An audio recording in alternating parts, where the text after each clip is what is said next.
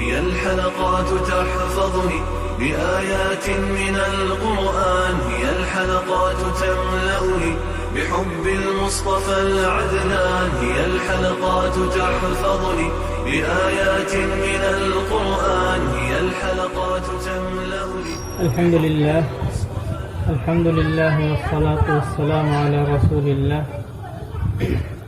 أما بعد فأعوذ بالله من الشيطان الرجيم. بسم الله الرحمن الرحيم. يرفع الله الذين آمنوا والذين أوتوا العلم درجات. আলহামদুলিল্লাহ, আল্লাহ তাআলার মেহেরবানি যে আল্লাহ তাআলা আমাদেরকে দ্বীনের এই প্রতিষ্ঠানে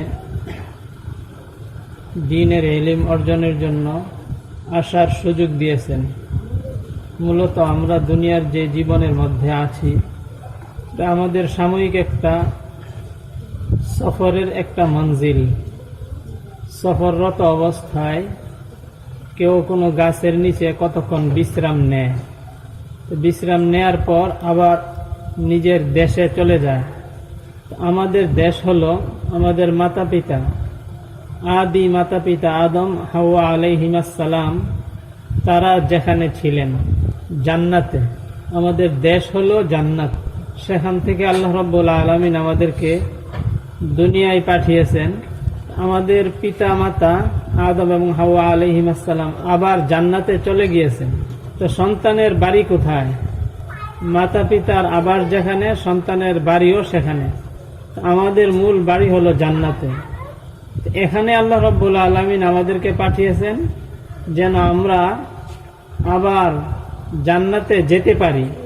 প্রথম আদম এবং হাওয়া আলাইহিমাস সালাম শুধু তারা দুইজনই জান্নাতে ছিলেন, তাদের সাথে আমরা কেউ ছিলাম না সেখানে।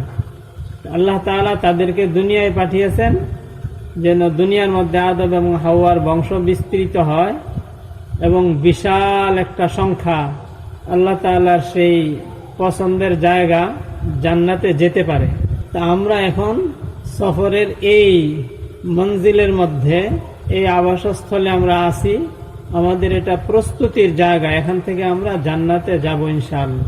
মুসলিম মনীষীদের মধ্যে বড় একজন ব্যক্তিত্ব ছিলেন ইমাম ইবনে তাইমিয়া রাহিমাহুল্লাহ।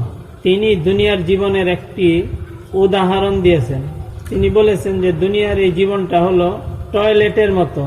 দুনিয়াতে জীবনযাপন করার জন্য আমাদের যেমন টয়লেটের প্রয়োজন আছে, বাথরুমে যাওয়া ছাড়া কেউ থাকতে পারে? কেউ থাকতে পারে না। তাই বলে কেউ বাথরুমে গিয়ে দীর্ঘক্ষণ বসে থাকে না, সেখানে গিয়ে আনন্দ ফুর্তি করে না, সেখানে খাবার খায় না, সেখানে ঘুমায় না। দ্রুত সেখান থেকে জরুরত সেরে বেরিয়ে আসে। তো দুনিয়ার জীবনটা হলো মূলত বাথরুম। আদম এবং হাওয়া আলাইহিমাস সালাম জান্নাতের মধ্যে নিষিদ্ধ ফল খেয়ে ফেলেছিলেন। তো সেখানে নিষিদ্ধ ফল খাওয়ার কারণে পেটের মধ্যে চাপ সৃষ্টি হয়েছে। এর আগ পর্যন্ত জান্নাতের খাবার যা কিছুই খেয়েছেন, পেটে চাপ ভার অনুভব হয়নি। আর জান্নাতের খাবারের বৈশিষ্ট্য এটা, লক্ষ লক্ষ কোটি কোটি মনও যদি কেউ খায়, তারপরেও পেটের মধ্যে চাপ হবে না, ভার হবে না। জুসা উনকা জুসা ইল মিসকি, হাদিসে আসছে যে ঢেকুর আসবে আর ঢেকুর থেকে মেশকের ঘ্রাণের মতো ঘ্রাণ বের হবে। মেশকের ঘ্রাণ তো আমরা মনে হয় কেউ আতরের ঘ্রাণ, এই সমস্ত প্রসাধনীর ঘ্রাণ আমরা শুনেছি, কিন্তু মেশকের ঘ্রাণ হয়তো খুব কম মানুষ এই শুকেছে। মেশকের ঘ্রাণ উন্নত এক ঘ্রাণ। এই ঘ্রাণ বের হবে তার ঢেকুর থেকে, আর সব খাবার হজম হয়ে যাবে, কোনো ভার কোনো চাপ অনুভব হবে না। তো যেহেতু নিষিদ্ধ ফল খেয়েছিলেন, এই জন্য পেটে চাপ অনুভূত হয়েছে। সেই ময়লা আবর্জনা পরিত্যাগের জন্য দুনিয়াতে আসতেই হয়েছে তাদেরকে, আসা ছাড়া কোনো উপায় ছিল না। আসলে মূলত দুনিয়া যত আমাদের কাছে উপভোগ্যই হোক আর যত আনন্দেরই হোক না কেন, আসলে প্রকৃত অর্থে এটা এই ময়লা আবর্জনার একটা জায়গা।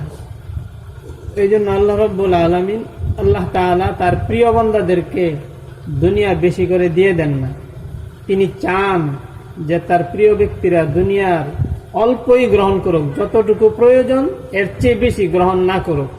কিন্তু আমরা ভুলের মধ্যে পড়ে এই দুনিয়ার জন্যই সবকিছু শেষ করে দিতে দেই। তাহলে আমাদের মূল আবাসস্থল হলো জান্নাত, আমাদেরকে আবার যেতে হবে জান্নাতে।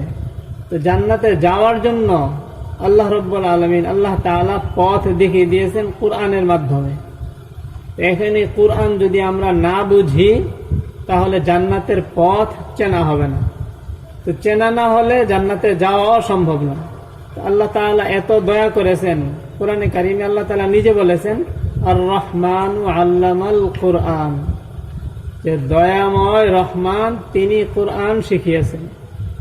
কুরআন আল্লাহ রাব্বুল আলামিন যে দান করেছেন এটা আল্লাহ তাআলার দয়া। কুরআন আল্লাহ তাআলার দয়া। আল্লাহ তাআলা কুরআনের মধ্যে আল্লাহ তাআলাকে মানার বিধানগুলো, নিয়মগুলো বর্ণনা করে দিয়েছেন। আল্লাহ তাআলাকে যারা মানবে তারা জান্নাতে যাবে, আল্লাহর সন্তুষ্টির জায়গা জান্নাতে যাবে, সেখানে গিয়ে নিয়ামতগুলো ভোগ করবে।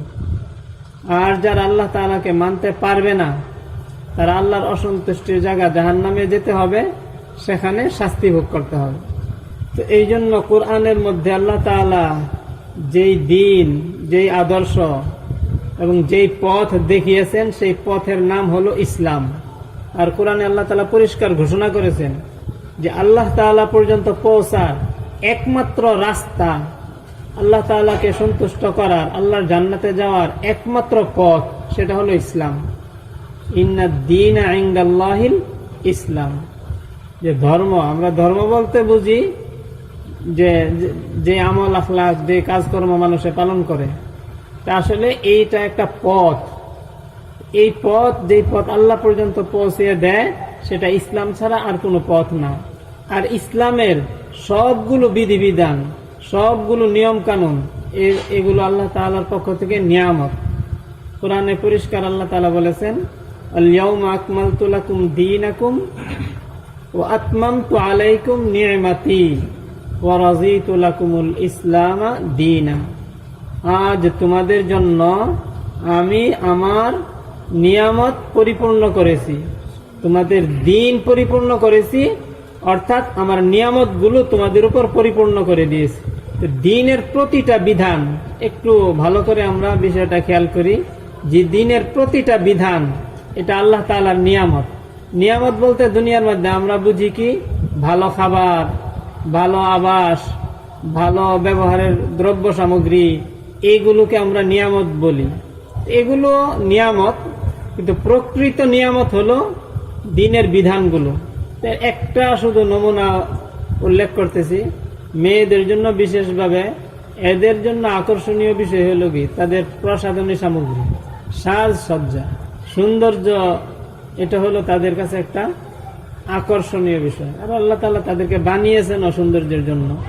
তো কোরআনে কারীম, এই কোরআনে কারীমকে আল্লাহ তাআলা বলেছেন লাকাদ জাআকুম মিনাল্লাহি নূরুন ওয়া কিতাবুম মুবিন।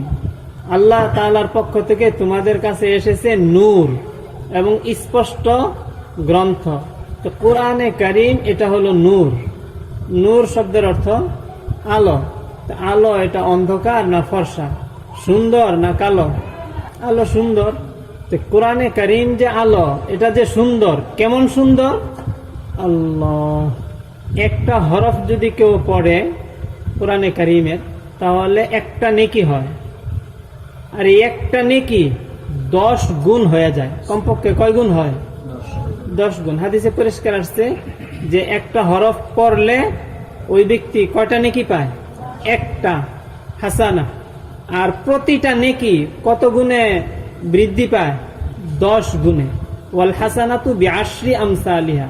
আর একটা নেক কয় গুণে বৃদ্ধি পাবে? 10 গুণে। এই হিসাবে আমরা বলি যে প্রতিটা হরফে নেকি কয়টা? 10টা। যাই হোক, কথা এটাও ঠিক আছে। একটা নেকি দিয়ে একজন বান্দা মৃত্যুর পরে জান্নাতের জীবনের মধ্যে যা পাবে সেটার ছোট একটা বিবরণ দিচ্ছি। জান্নাতের মধ্যে স্বাভাবিক জান্নাতি যারা হবে তারা প্রতি সপ্তাহে একবার আল্লাহ তাআলার সাথে সাক্ষাৎ পাবে। জান্নাতের মধ্যে যত নিয়ামত আছে, খাবার দাবার, আনন্দ ফুর্তি, খেল তামাশা, হই হুল্লোড় যা আছে সবকিছুর চেয়ে বেশি আনন্দের হবে আল্লাহ তাআলাকে দেখা। সেখানে গেলে বোঝা যাবে যে আল্লাহ তাআলাকে দেখা যে কত মজাদার। সবকিছু ভোগ করার পরে যখন আল্লাহ তাআলাকে দেখবে, তারা ভাববে যে সবচেয়ে আনন্দের বিষয় এতক্ষণে আমরা কি করেছি, পেয়েছি। সাধারণ মুমিন যারা, তারা সপ্তাহে একদিন, সেই দিনটার নাম হবে ইয়াউমে মাজিদ, সেই দিন আল্লাহ তাআলার সাক্ষাৎ পাবে। আল্লাহ তাআলার সাথে সাক্ষাতে যখন যাবে, তখন তারা সেজে গুজে যাবে। তো সাক্ষাৎ হবে তো কোনো এই গলি চিপার মধ্যে না, সুন্দর বিশাল মাঠের মধ্যে হবে। এবং প্রত্যেকেই আল্লাহ তাআলাকে তেমন ভাবে দেখবে। রাসূল সাল্লাল্লাহু আলাইহি ওয়াসাল্লাম বলেন যে চাঁদ সূর্যকে তোমরা কোটি কোটি মানুষ দুনিয়ার মধ্যে থেকে দেখতে যেমন তোমাদের কোনো ধাক্কাধাক্কি ভিড় হয় না, হয় সবাই স্বাভাবিকভাবে কি করতে পারে, দেখতে পারে। কোনো লাইন ধরতে হয়, সিরিয়াল দিতে হয়। আল্লাহ তাআলাকে এইভাবে সবাই সরাসরি দেখবে, সরাসরি আল্লাহর সাথে কথা বলবে। কোনো ভিড়, ধাক্কাধাক্কি, সিরিয়াল কিছুই থাকবে না। এখন আল্লাহ তাআলাকে দেখার পরে তারা আল্লাহর দেখার সৌন্দর্য, এই মুগ্ধতায় কত বৎসর, কত হাজার বৎসর বা কত লক্ষ বৎসর তাদের সময় পার হয়ে যাবে, তারা বুঝতে পারবে না। এক সময় আল্লাহ রাব্বুল আলামিন নূরের পর্দা দিয়ে দিবেন নিজের মধ্যে আর বান্দাদের মধ্যে, যেন তারা জান্নাতে গিয়ে স্বাভাবিক জীবনে অন্যান্য নিয়ামতগুলো কি করতে পারে, ভোগ করতে পারে। তো সবাই ফিরে আসবে, সবাই ফিরে আসবে নিজ নিজ বাসায়। ফিরে আসার পথে তারা এক বাজারের মধ্যে দিয়ে অতিক্রম করবে। রাসূল বলেছেন যে জান্নাতের মধ্যে কি হবে, বাজার হবে। এখন এই জান্নাতের বাজার থেকে যে পণ্য ক্রয় করবে, মাল সামান ক্রয় করবে, ক্রয়ের জন্য তো কিসের প্রয়োজন পড়বে? দুনিয়ার মধ্যে ক্রয়ের জন্য পয়সা, টাকার প্রয়োজন পড়ে। তো সেখানে তো টাকা পয়সা হবে না, হবে কি, নেকি। সেখানে ক্রয়ের জন্য দিতে হবে কি, দিতে হবে না, থাকতে হবে নেকি, দিতে হবে না, কি দিতে হবে না, থাকতে হবে নেকি। থাকতে হবে এই জন্য বললাম, এটার উদাহরণটাই আগে দেই, যে একজন ফকিরে যদি কারো কাছে 1000 টাকা ধার চায়, করজ চায়, কেউ দিতে প্রস্তুত হবে? আচ্ছা, একজন কোটিপতি সে যদি কারো কাছে 1000 টাকা ধার চায়, যে কেউ দিবে না, দিবে না? নগদ হাতে টাকা নাই ফকিরেরও, ওই কোটিপতিরও, কিন্তু ফকিরকে কেউ ধার দেয় না, আর কোটিপতিকে কি দেয়? কেন কোটিপতিকে ধার দেয়? কারণ তার সম্পদ আছে, হাতে না থাকলেও তার সম্পদ কি আছে। ঠিক জান্নাতের দোকানের মালগুলো কিনতে হলে নিজের নেকি থাকলেই চলবে, এটা কি করতে হবে না, দিতে হবে না। তার আছে এই ভ্যালু, কি বলে এটাকে, এই ওজনে, এই ভারের কারণেই তাকে কি দেওয়া হবে, মাল দিয়ে দেওয়া হবে। এই মালটা খরচ করতে হবে না তার। একটা নেকি, কারি তৈয়ব সাহেব রাহিমাহুল্লাহ বলেছেন যে কোন কোন জান্নাতি এমন হবে যে সে জান্নাত থেকে একটা, জান্নাতের বাজার থেকে একটা ফটো কিনে আনবে। কি কিনে আনবে? ফটো, ছবি। দুনিয়ার মধ্যে তো ছবি টানানো ঘরের মধ্যে, এটা কি হারাম? হারামই না শুধু, রাসূল সাল্লাল্লাহু আলাইহি ওয়াসাল্লাম বলছেন যেই ঘরের মধ্যে কি থাকবে, ফটো থাকবে, সেই ঘরের মধ্যে রহমতে ফেরেশতা আসবেন। অনেকের ঘর এমন আছে যে ঘর ফটো দিয়ে সাজানো, এই ঘরের মধ্যে এই 10 বছর, 20 বছর, 5 বছর, 1 বছর, 1 মাস যাবৎ কোন রহমতের ফেরেশতা আসতেছেন। তো রহমতের ফেরেশতা যেই ঘরে না আসবে, সেই ঘরের মানুষদের অন্তরটা কি হবে? জান্নাতমুখী হবে না জাহান্নামমুখী হবে? জান্নাতের কাজ ভালো লাগবে না জাহান্নামের কাজ ভালো লাগবে? এই জন্য ঘরের মধ্যে ফটো টানানো, ছবি টানানো, এটা দুনিয়ার মধ্যে মারাত্মক গুনাহ। কিন্তু জান্নাতের মধ্যে কোনো নিষিদ্ধতা নেই, কোনো গুনাহ নেই, শুধু আনন্দ ফুর্তি, যা চায় তা করতে পারবে। তো জান্নাতি একজন ব্যক্তি, নিম্ন শ্রেণীর জান্নাতিও যদি কেউ হয়, তাহলে সে কয়টা হুর পাবে? 72টা হুর পাবে। কয়টা? 72। হুরের বিবরণ হাদিসে যেমন আসছে যে জান্নাতি নারী, এই জান্নাতি হুর, জান্নাতে আল্লাহ তাআলা তাদেরকে সৃষ্টি করছেন, সেখানেই তাদেরকে বড় করেছেন, সেখানের জান্নাতি পুরুষদেরকে ব্যবহারের জন্য তাদেরকে আল্লাহ তাআলা দান করবেন। তো তাদের সৌন্দর্য হবে এমন যে তাদেরকেও যদি দুনিয়ার মধ্যে নখ প্রকাশ করতো, নখ দেখে একটা মানুষের সৌন্দর্য বোঝা যায়, কিন্তু জান্নাতি হুরদের নখ দুনিয়ার মধ্যে প্রকাশিত হলে দুনিয়ার চাঁদ সূর্যগুলো মলিন হয়ে যেত। একেবারে সূর্যের আলোর মধ্যে, রোদের মধ্যে দুপুর বেলায় যদি কেউ মোমবাতি জ্বালায়, তো মোমবাতির আগুনের দ্বারা কি ফর্সা হবে না ছায়া হবে? বুঝে নাই কথা? মোমবাতির যে আগুন হবে, এই আগুনের কি ছায়া হবে না আগুনের দ্বারা ফর্সা হবে? ছায়া হবে না? এই আগুন দিয়ে কোনো ফর্সা হবে? তো জান্নাতের হুরের ওই নখের সামনে দুনিয়ার চার সূর্যগুলো এমন ছায়া হবে, এটার কোনো ফর্সা থাকবে না। তো নখ যদি এমন সুন্দর হয়, আঙ্গুল কেমন সুন্দর, আঙ্গুল যদি এমন সুন্দর হয়, তো শরীর কেমন সুন্দর। এটা হলো জান্নাতি হুরের বিবরণ। কার বিবরণ? একটা নেকি থাকলে এমন একটা হুর সে কি করবে? এমন একটা হুর না, এমন ধরনের হুর যে ব্যবহার করতেছে, সে যেই ছবির জন্য পাগল হবে, সেই ছবিটা কেমন হবে? জান্নাতি ব্যক্তি আল্লাহ তাআলাকে দেখার পর বাজার থেকে এমন একটা ছবি বাড়িতে টানায় রাখার জন্য নিয়ে আসবে। ছবি দেখে সে আনন্দ ভোগ করবে, তাহলে ছবিটা কেমন সুন্দর হবে।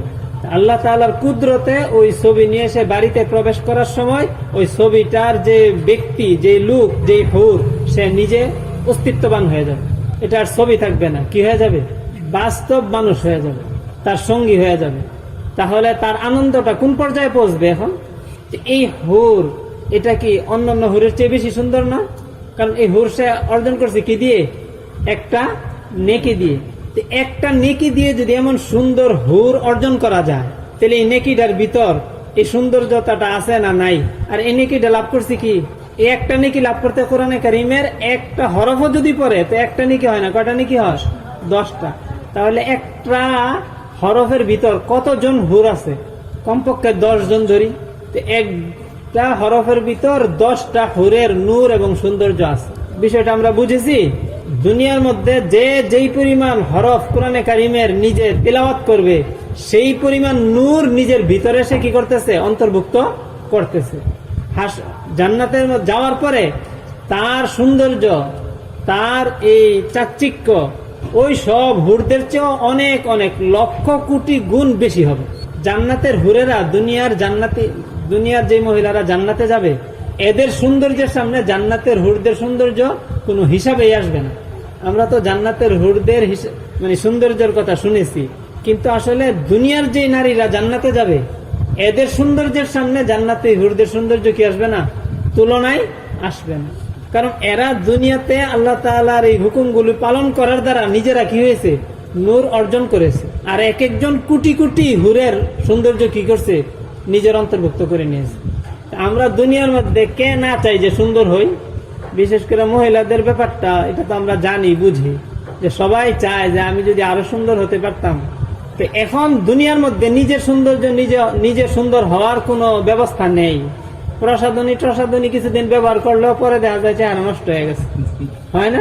অনেকে ট্যাবলেট খায়া কিছু ফুলে, পরে কিছু কি হয়ে যায়? চুপসে যায়, চামড়া যায় ঢিলা হয়ে, পরে আগের চেয়ে আরো কি হয়ে যায়? কুৎসিত, আরো বিশ্রী হয়ে যায়। এগুলি ব্যবহার করে সাময়িক একটু লাভ হয়, কিন্তু পরে আরো বেশি কি হয়? ক্ষতি হয়। কিন্তু আখেরাতে চিরস্থায়ী জীবনে নিজের জীবনকে, নিজের দেহটাকে চিরদিনের জন্য সৌন্দর্য এবং উন্নত করার ব্যবস্থা আল্লাহ তাআলা আমাদের হাতে কি করছেন? দিয়ে রেখেছে। সেখানে আমার দেহটা কেমন হবে, আমি সুন্দর কি পরিমাণ হব, সেটা গড়তে কে গড়বে? আমি নিজে গড়ব। এটা আমার কথা না, কোরআনে কারীমের বক্তব্য এমন। সৌন্দর্যের দিকটা যেমন, মৃত্যুর পরে জাহান্নামে থাকবে লোকেরা, তাদের কুৎসিত অবস্থাটা, তাদের অসুন্দর অবস্থাটা, সেটাও নিজেদের দুনিয়ার হাতের কামাই। যে যেই পরিমাণ গুনাহ করবে, আল্লাহর নাফরমানি করবে, সেই পরিমাণ কুৎসিত রূপ নিয়ে হাসরের মাঠে সে উঠবে। জাহান্নামের মধ্যে সেই পরিমাণ কুৎসিত রূপ নিয়ে সে থাকবে। তো প্রত্যেকটা গুনাহ আসলে নিজেকে কালো বানাইতেছি, নিজেকে কুৎসিত বানাইতেছি, নিজের বদসুরত বানাইতেছি। আর প্রতিটা নেক আমলের দ্বারা নিজেকে সুন্দর করতেছি, নিজেকে উন্নত করতেছি। ইউরাফুল মুজরিমুনা বিসীমাহুম, অপরাধীরা তাদের চিহ্ন দেখে তাদেরকে চিনে ফেলা হবে যে সে কোন পর্যায়ের অপরাধী। প্রত্যেকটা অপরাধের ছাপ তার শরীরের মধ্যে ভেসে উঠবে। ঠিক নেক আমলের, প্রতিটা নেক আমলের ছাপ, সৌন্দর্য তার শরীরের মধ্যে কি ভেসে উঠবে। হাদিসের মধ্যে, যে কোরআনে কারীমের মধ্যে আসছে, হাদিসের মধ্যে আসছে যে জান্নাতীদেরকে কি পরানো হবে? চুরি পরানো হবে। কি পরানো হবে? চুরি পরানো হবে। আসলে এই চুরিগুলি হলো তার নিজে সে কোন পর্যায়ের নেককার, এর প্রতীক, এর চিহ্ন। যেমন দুনিয়ার সেনাবাহিনীর বা পুলিশ, সেনাবাহিনী, এদের কিছু কি থাকে? চিহ্ন থাকে, স্টার থাকে, তারকা থাকে, তীর থাকে, খেজুর গাছ থাকে, জোড়া তরবারি থাকে। এইগুলো কে কোন পদের অফিসার, এর একটা চিহ্ন। তো জান্নাতীদেরও এই ধরনের কিছু কি থাকবে? চিহ্ন থাকবে। চিহ্ন দেখেই চেনা যাবে যে সে কোন পর্যায়ের জান্নাতি, তার দেহটাই সেভাবে গঠিত হবে। তো এই জন্য আমি আমার চিরদিনের জন্য দেহটাকে যদি সুন্দরভাবে উন্নতভাবে গড়তে চাই, তাহলে এই নেক আমলের সাথে আমি কি করি, জড়িয়ে যাই আর নিজে বদ আমলগুলো ছেড়ে দিই। এটা তো অল্প একটু আলোচনা করা হলো, যেহেতু আমরা সৌন্দর্যের প্রতি বেশি আগ্রহী, এই সৌন্দর্যের বিষয়ে। নতুবা দিনের প্রতিটা বিধানই এত দামি যে আমাদের যদি বাস্তব কল্পনা থাকতো, বুঝ থাকতো যে এটার দ্বারা আমি কি পরিমাণ মূল্যবান হচ্ছি, তাহলে এর সামনে দুনিয়ার অন্যান্য শিক্ষা, দুনিয়ার অন্যান্য সম্পদ, এইগুলিকে আমরা আসলেই তুচ্ছ জ্ঞান করতাম। তা আসলে এখন আমরা বুঝি আর না বুঝি, আমরা যদি দিনের সাথে জড়ায় থাকতে পারি, যদি কোরআনের এই বিধিবিধান, কোরআনের এই শিক্ষাটা আমরা নিজেদের মধ্যে নিতে পারি, ইনশাআল্লাহ আমি কি হয়ে যাব, সেই নিয়ামতগুলো পেয়ে যাব। আল্লাহ মায়ের স্তন থেকে বাচ্চা ঘুমিয়ে ঘুমিয়ে দুধ পান করে, সেই দুধ পান করার দ্বারা তার পেট ভরে না, তার শরীর হৃষ্টপুষ্ট হয় না। তো ঘুমিয়ে ঘুমিয়ে না বুঝে দুধ পান করলেও তার শরীর কি হয়, হৃষ্টপুষ্ট হয়, তার শরীর কি হয়, বাড়ে। তো ঠিক কোরআনে কারীম এর তিলাওয়াত, কোরআনের অর্থ বোঝা এবং কোরআনের উপর আমল করা, যদিও আমরা এখানে না বুঝি, কিন্তু এর দ্বারা আমার জান্নাতের জীবনে কি হচ্ছে, আমার দেহটা হৃষ্টপুষ্ট হচ্ছে, আমি সৌন্দর্য মণ্ডিত হচ্ছে, আমার মর্যাদা কি হচ্ছে, উপরের দিকে উঠতেছে। এই জন্য না বুঝলেও এইগুলোকে যারা একেবারে সম্পূর্ণ চেষ্টার মাধ্যমে নিজের শ্রম, নিজের কষ্ট সবকিছু দিয়ে অর্জন করতে পারবে, তারা সেই দিন আনন্দ করতে পারবে, তারা সেই দিন আনন্দে লাভ দিতে পারবে। আল্লাহ তাআলা আমাদেরকে বিষয়গুলি বুঝার, উপলব্ধি করার এবং কাজে লাগানোর তৌফিক দান করেন। মাদ্রাসায় নিয়ে এসেছেন, এটা আল্লাহ তাআলার বড় একটা নিয়ামত আমাদের প্রতি। এই নিয়ামতটা যেন আমাদের থেকে আবার ছিনিয়ে না নেন তিনি, এই জন্য এর শুকরিয়া আমাদের দ্বারা হওয়া চাই। নিয়ামত ছিনিয়ে নেন আল্লাহ তাআলা কিসের মাধ্যমে? গুনাহের কারণে। কেউ যদি গুনাহ করে, নিয়ামতের বেকদরি করে, তাহলে নিয়ামত আল্লাহ তাআলা কি করেন? ছিনিয়ে নেন। তাহলে আমাদের এই নূর পেতে হলে এই পর্যন্ত কি পরিমাণ তেলাওয়াত আমাদের দ্বারা হয়েছে, ডেইলি তো কিছু না কিছু তেলাওয়াত হয় না? এই নূরগুলো আমাদের জমা হয়, কিন্তু এই নূরগুলো আবার নষ্ট হয়ে যায়। কথাটা এটাও বলতে হয়, আশরাফ আলী থানভী রাহিমাহুল্লাহ বলেছেন, কেউ যদি খারাপ জায়গায় একবার দৃষ্টি দেয়, খারাপ জায়গা বলতে যে জায়গায় দৃষ্টি দেওয়া হারাম, যেই দৃষ্টিটা আল্লাহ তাআলা কি করেছেন? নিষেধ করেছেন, সেখানে যদি সে কেউ কি দেয়, একবার দৃষ্টি দেয়, তাহলে 1000 রাত তাহাজ্জুদ পড়ার দ্বারা যেই নূর হবে, সেই সব নূর জলে ছাই ভস্ম হয়ে যায়। কথাটা আবার খেয়াল করি, যে একটা গুনাহের দ্বারা 1000 রাতের তাহাজ্জুদের নূর কি হয়ে যায়? নষ্ট হয়ে যায়। আমাদের যে নূরগুলো সঞ্চিত হচ্ছে, জমা হচ্ছে, এগুলিকে আমরা ঠিক রাখবো না নষ্ট করে দিব? ঠিক রাখতে হলে গুনাহ থেকে নিজেদেরকে বাঁচিয়ে রাখতে হবে, বিশেষ করে বদ নজরির গুনাহ, মানে কুদৃষ্টির গুনাহ। যেখানে দৃষ্টি দেওয়া নিষেধ, সেখানে দৃষ্টি দেওয়ার যে গুনাহ, এই গুনাহটার ব্যাপারে হাদিসে রাসূল সাল্লাল্লাহু আলাইহি ওয়াসাল্লাম বলেছেন যে কুদৃষ্টি এটা একটা বিষাক্ত তীর। কুদৃষ্টি এটা কি? বিষাক্ত তীর। এই তীরটা একসাথে 2 জনকে আঘাত করে। একসাথে কয়জনকে আঘাত করে? 2 জনকে। কিভাবে? যেই চোখ যেমন কোনো পুরুষের চোখ যদি কোনো বেগানা নারীর উপর পড়ে, তাইলে পুরুষের চোখের জুতি পড়ছে কার উপর? একটা বেগানা নারীর দেহের কোনো অংশের উপর। তাহলে এই চোখ থেকে কি বের হইল? একটা জুতি বের হইয়া, একটা তীর বের হইয়া কার গায়ে আঘাত লাগলো? একজন মহিলার শরীরে কি লাগলো? এটা বিঁধে গেল। আবার মহিলার শরীরটা সে দেখেছে না চোখ দিয়া, তো শরীর থেকে একটা ফোকাস, একটা আলো বের হয়েই তো তার চোখে ধরা পড়ছে। তার শরীর থেকে একটা তীর বের হয়ে ওই ব্যক্তির চোখের মধ্যে বিঁধলো। তো তীর কয়জনের গায়ে লাগলো? 2 জনের গায়ে। একজনের চোখ দিয়া তীর ঢুকছে, আর একজনের শরীরের অন্য কোন অঙ্গ দিয়া তীর কি করছে? ঢুকছে। আর রাসূল সাল্লাল্লাহু আলাইহি ওয়াসাল্লাম বলছেন যে এই তীরটা হলো বিষাক্ত তীর। বিষাক্ত তীর বলা হয়, আগেকার দিনে তীরকে বিষের মধ্যে ডুবিয়ে রোদে শুকানো হইতো, আবার ডুবিয়ে আবার রোদে শুকানো হইতো। বিশেষ প্রক্রিয়ায় বারবার বিষের মধ্যে ডুবিয়ে ডুবিয়ে রোদে শুকানো হলে এই লোহা তীরের যে মাথা, এটা বিষ খেয়ে একেবারে বিষাক্ত হয়ে থাকতো। তখন এটা রক্তের ছোঁয়া তার মধ্যে লাগার সাথে সাথে সাপে কামড় দিলে যেমন সারা দেহে বিষ ছড়ায় যায়, ওই তীর রক্তের সাথে স্পর্শে আসার সাথে সাথে সারা শরীরে কি হয়ে যায়, বিষ ছড়াইয়া যায়, শরীর শেষ হয়ে যায়, মরে যায়। এই জন্য যে সমস্ত নারীদেরকে পরপুরুষে দেখে এরা সারা জীবন মানুষের তীরের আঘাতে জর্জরিত হতে হতে বিষাক্ত হয়ে যায়। এদের থেকে সুসন্তান আল্লাহওয়ালা বুজুর্গ বেশি কি করা যায় না, আশা করা যায় না।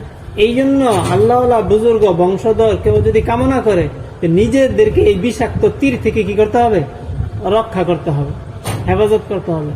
আল্লাহ তাআলার বড় দয়া, কেউ যদি কবিরা গুনাহের মধ্যে এই ধরনের তীরের আঘাতে জর্জরিত হয়েও থাকে, খাঁটি দিলে যদি তওবা করে, আল্লাহ তাআলা কি করেন, তওবা কবুল করেন, আল্লাহ তাআলা মাফ করেন। আর খাঁটি ভাবে যদি কেউ তওবা করতে পারে, এমন ভাবে মাফ করেন যে গুনাহ, প্রতিটা গুনাহের সাক্ষী কয়টা, 4টা। প্রতিটা গুনাহের সাক্ষী কয়টা, 4টা। একটা সাক্ষী হলো কিরামান কাতিবিনা ইয়ালামুনা মা তাফআলুন, সম্মানিত ফেরেশতারা জানে তোমরা যা করতেছো, ফেরেশতারা সাক্ষী। আবার ফেরেশতারা যে আমলনামার মধ্যে লিখতেছে, সিজিল যে রেজিস্টারের মধ্যে কি করতেছে, লিখতেছে, সেই রেজিস্টার এটা কি হবে, সাক্ষী হবে। আবার যেই অঙ্গ প্রত্যঙ্গ দ্বারা কোনো গুনাহ করছে, সেই অঙ্গ প্রত্যঙ্গটা কি হবে, সাক্ষী হবে। আল ইয়াউমা তাশহাদু আলাইহিম আলসিনাতুহুম, সেই দিন তাদের নিজেদের অঙ্গ প্রত্যঙ্গ তাদের বিরুদ্ধে কি দিবে, সাক্ষী দিবে।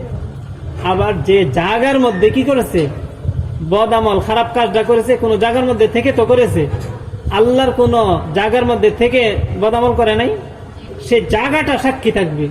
ইয়াউমা ইদিন তুহাদ্দিসু আখবারাহা বিআন্না রাব্বাকা আওহা লাহা, যে জমিন সে সাক্ষী দিয়ে দিবে যে আমার মধ্যে থেকে এই বদামলটা করা হয়েছে। তো কয়টা সাক্ষী, 4টা সাক্ষী। তো কেউ যদি খাঁটি ভাবে তওবা করে, আল্লাহ তাআলা এইভাবে তার তওবা কবুল করেন যে আনসাল্লাহুল হাফাজাতা, ফেরেশতাদেরকেও ভুলাইয়া দেন। রেজিস্টার থেকে তো মুছে যায়, ফেরেশতারাও কি করে, ভুলে যায়। এই জন্য আমাদের যাদের দ্বারা না জানার কারণে, অজ্ঞতার কারণে ভুল হয়ে গেছে, আমরা এই ভুল থেকে ইনশাল্লাহ ফিরে আসব। আর যেন আমাদের গায়ে তীরের কোনো আঘাত লাগতে না পারে, এই ব্যাপারে আমরা সতর্ক থাকবো, ইনশাল্লাহ থাকবো। তো তীরের আঘাত আমরা বুঝতে পেরেছি, বেশি আঘাত লাগলে ক্যান্সার হয়ে যায়, পরে আর কি হয় না, এটা আর ভালো হয় না। একটা জায়গার মধ্যে বারবার তীরের আঘাত লাগলে, বাহ্যিক তীরের আঘাতে যদি লাগে, কি হবে, ক্যান্সার হয়ে যাবে না। এই জন্য যা হয়ে গেছে আল্লাহর কাছে তওবা করব, ভবিষ্যতে আমাদের দ্বারা যেন এমন কিনা হয়, আমাদের গায়ে যেন কারো তীর না লাগে, বা আমাদের চোখের তীরও যেন কোথাও গিয়ে না বিধে। তাহলে যেখানে বিধবে সেখান থেকেও আমাদের চোখের দিয়ে একটা তীর কি করবে, ঢুকবে। আল্লাহ তাআলা আমাদেরকে চোখ, শরীর সবকিছু তীরের আঘাত থেকে কি করেন, হেফাজত করেন। যদি আমরা এইভাবে হেফাজতে থাকতে পারি, তাহলে ইনশাআল্লাহ যেই নেকামল গুলোই করবো, সেই নেকামল গুলো আমাদের জন্য জমা হবে। এক একটা হরফের দ্বারা এই 10 না 100 হুরের চেয়ে বেশি সৌন্দর্য আমার দেহের মধ্যে কি হয়ে যাবে, জমা হয়ে যাবে। এবং এটা প্রকাশ পাবে হাসরের মাঠে। সেই দিন প্রতিযোগিতায় লিপ্ত হব, কে কতটুকু সুন্দর, সেই দিন বোঝা যাবে যে কে কতটুকু সুন্দর। আল্লাহ তাআলা আমাদেরকে সেইভাবে নিজেদের জীবনটা গঠন করার তৌফিক দেন। ওয়া আখিরু দাওয়ানা আলহামদুলিল্লাহি রাব্বিল আলামিন।